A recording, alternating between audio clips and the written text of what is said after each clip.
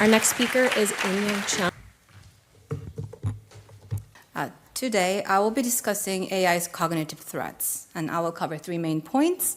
First, the AI's manipulative power over human beings. Second, how it is frustratingly difficult to address these serious threats with legal tools, especially reflecting on the recent development of First Amendment law.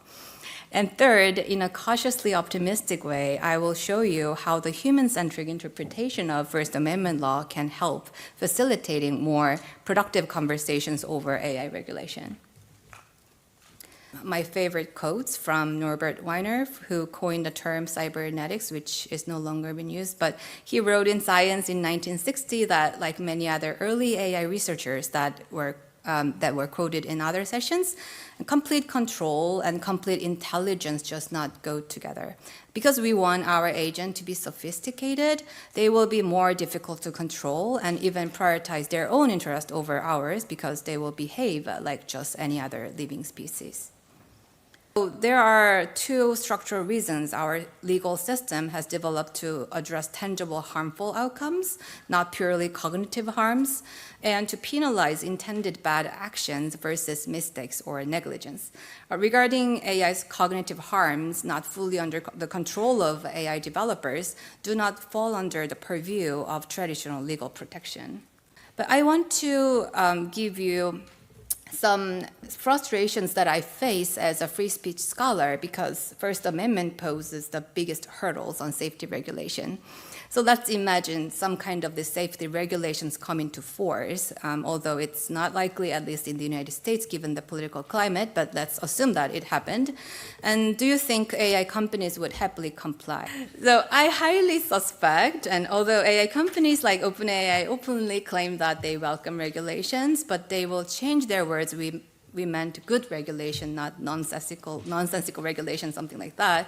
So I believe that they would likely claim First Amendment arguments. And unfortunately, it can be a winning argument. And a little bit counterintuitively, AI companies would claim violations of their own free speech rights, and specifically their own editorial discretion, just like social media companies have done. After the notorious Citizens United decision recognized corporate campaign contributions as speech, the Supreme Court began treating commercial speech as worthy of protection almost equal to political speech in our capitalistic society. So the legal scholars do not really like that conclusion, and especially AI companies are going to claim that their AI alignment techniques are editorial discretion. They want to take down certain content, make AI to refuse certain content, and so if their content moderation or AI alignment or safety measures were regulated, it's going to be even more harmful, something like that.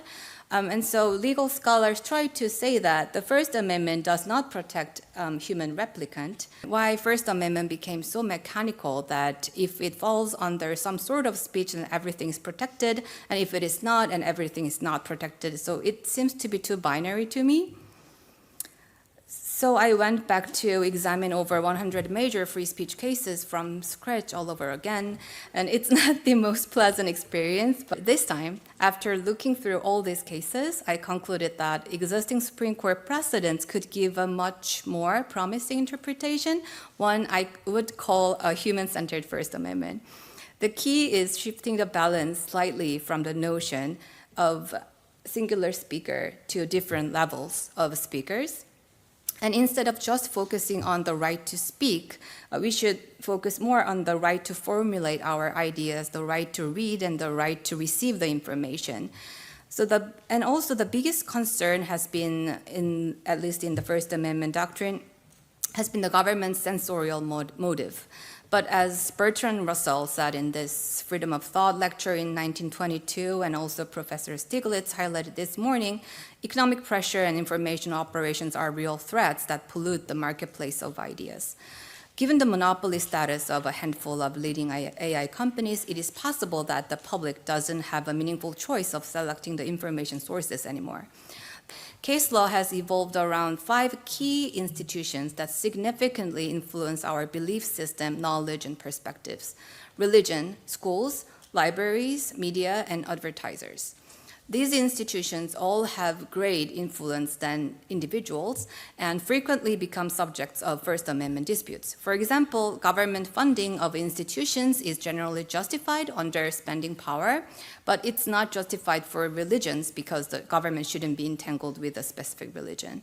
It's also unconstitutional to force school teachers to teach creationism or intelligent design or prohibit them from teaching certain languages.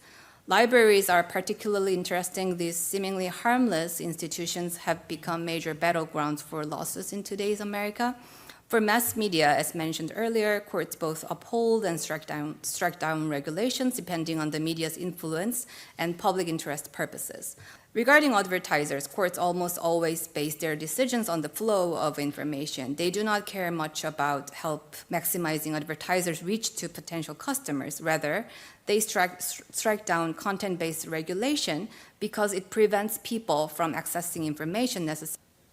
This is a little legal technicalities, and so I wouldn't really explain it, but at least you can see that these intermediary institutions are basically knowledge and thought facilitators instead of an individual speaker. They are, of course, speakers. There are teachers, librarians, and advertisers. All of them have speech rights, but their main function is facilitating speech and serving the public.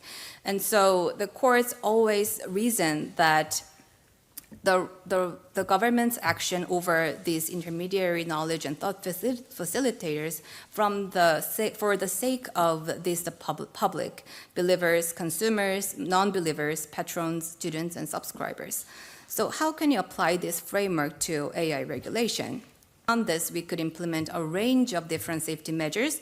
We could require AI service providers to identify and mitigate manipulative behaviors through guardrails, or implement clear labeling, or reducing the burden of proof for the AI's cognitive threat cases.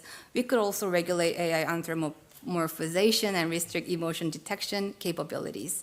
And AI's exploration of user vulnerabilities for marketing purposes as misleading advertisements. So when AI is engaged in professional services, we could also apply fiduciary duties to ensure it acts in the user's best interest. So I know the devil is in the details, and we will need many conversations to determine which measure is the most appropriate. But I believe these collective efforts at the societal level align with a human-centered First Amendment, and the conversation should be encouraged instead of worrying too much about harming the innovation. Thank you very much.